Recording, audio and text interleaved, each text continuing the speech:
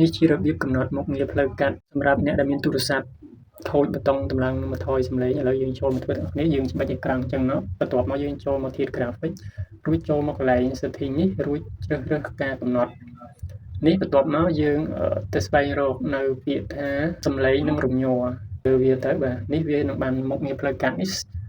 មកនៅលើអេក្រង់ដើមយើងហើយយើងវាអាចជួយយើងមកគ្រាក្នុងពេលដែលយើងខូចប៊ូតុងតម្លើងនិងមកថយសំឡេង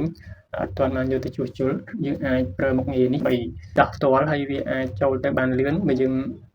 ចូលទៅក្នុង setting វាពីបេតុងតម្លើងនៅមុខងារនេះគឺយើងចូលទៅមកតង់ដល់កន្លែងតម្លើងសំឡេងម្ដងសម្រាប់ទូរស័ព្ទខ្លះទៀតគឺវាមានមុខងារតម្លើងនិងបន្ថយសំឡេងនៅលើរបាលជូតដំណឹងខាងលើហើយទូរស័ព្ទមួយចំនួនខ្លះទៀតគឺវាអត់មានទូរស័ព្ទម្លេះវាអត់មានសារ៉េនៃសំឡេងនៅលើរបាលជូតដំណឹងអញ្ចឹងទេហើយអញ្ចឹងហើយខ្ញុំណែនាំវីដេអូមិញហ្នឹងគឺណែនាំអំពីទូរស័ព្ទដែលអត់មានដំឡើងវ៉ូលីមនៅលើរបាលជូតដំណឹងដូចទូរស័ព្ទនេះវីដេអូនេះខ្លីតែប៉ុណ្្នឹងទេអរគុណច្រើន